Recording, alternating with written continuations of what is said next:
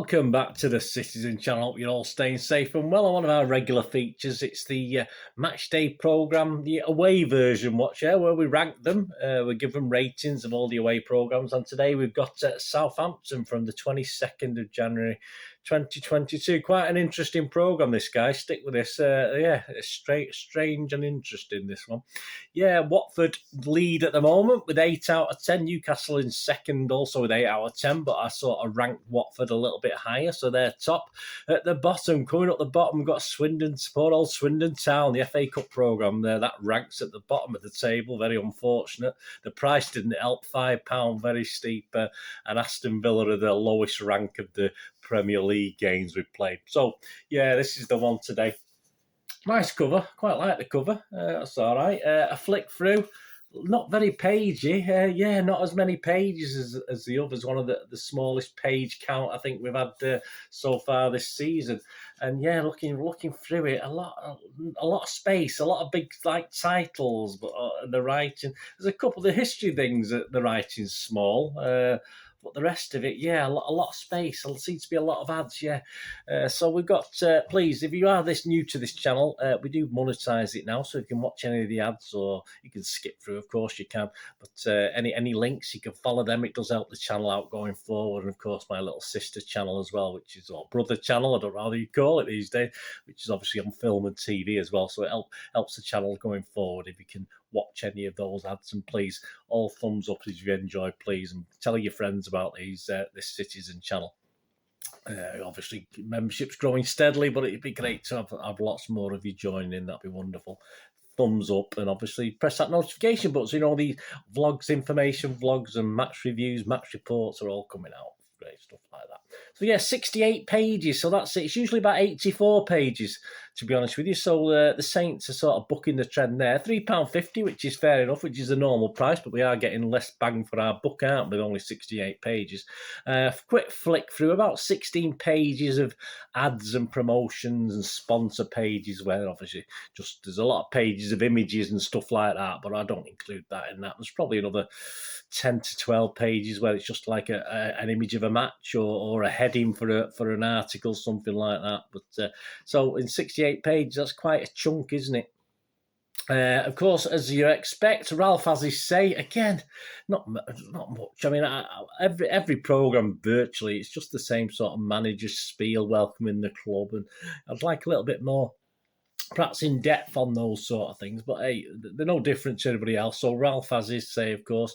There's a page on Mike Shannon, yeah, and he missed a little bit of a trick there. Obviously, he played for City as well, but there's no link up with City. It's all about Southampton. And obviously in a programme where they're playing Manchester City, you think they might put just a little paragraph in of what he did for City as well, or him in a City kit even, but there's nothing on that. It's just a simple page. Again, not very wordy, not a lot of word count on Mike Shannon.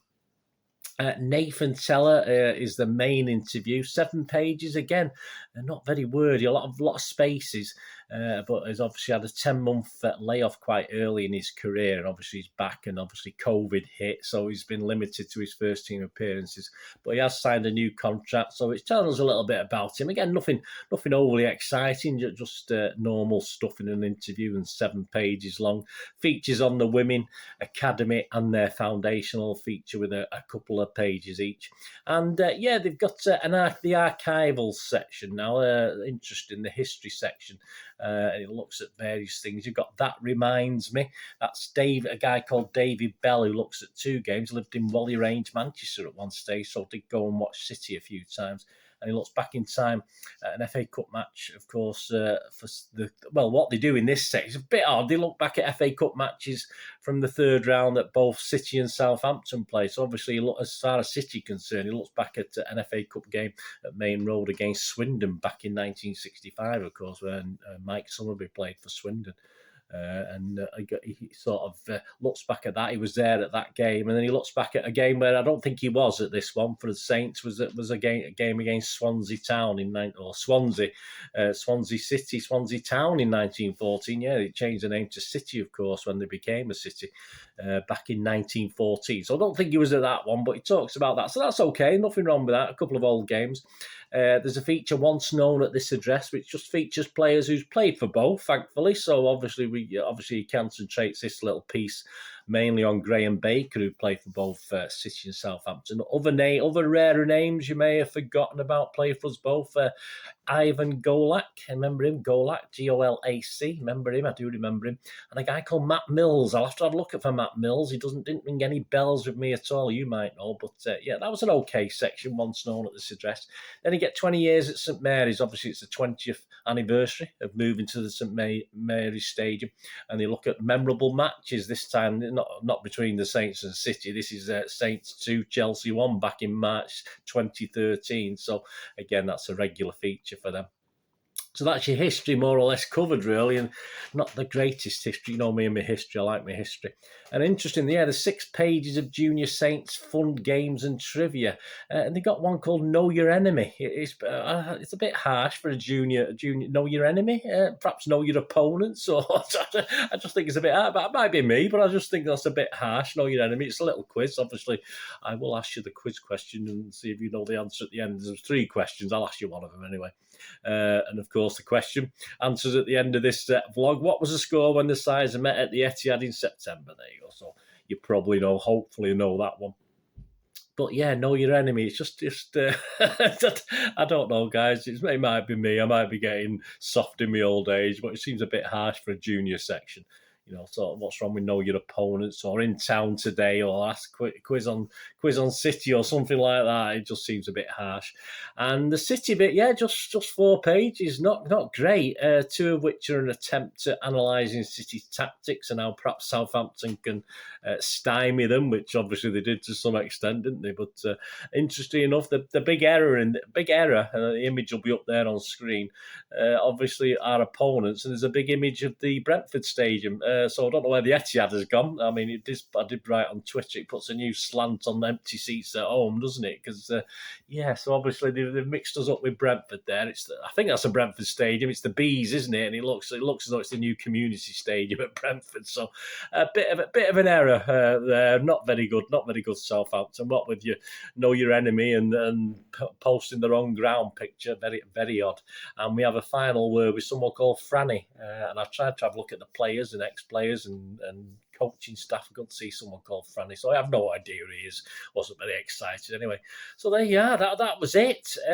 Say 68 pages of mediocrity in my view, and totally unforgivable. Some of the errors made. I mean, there's some nice things. The Junior Saints is nice, okay. Plenty of little quizzes and spot the difference, etc. But despite the enemy bit, I quite like that. The history section is okay. As I say, I would have preferred a lot of City versus Saints history, and they sort of missed a trick certainly on the Shannon thing for a start, which they put in, but obviously no real links to City that I could see. I had a scan through it. I didn't read it that much because obviously I was looking for elements of City and it just wasn't in there. And of course, very wordy, as I said. The history stuff's a little bit smaller print, but yeah, they've spaced out quite. The word count isn't very much on some of the articles. And as I say, with the 68 programme, which is the smallest we've come across so far this season, it is a little bit all unexciting for me. I'm very disappointed. And they say, how can you forgive? I can't forgive them for that Brentford Stadium for us. It just seems a bit weird. Just a lack of. It's okay, but it's just a lack of anything. I don't give anyone less than 6 out of 10, guys. But I'm sorry, I'm going to give this the basic 6 out of 10.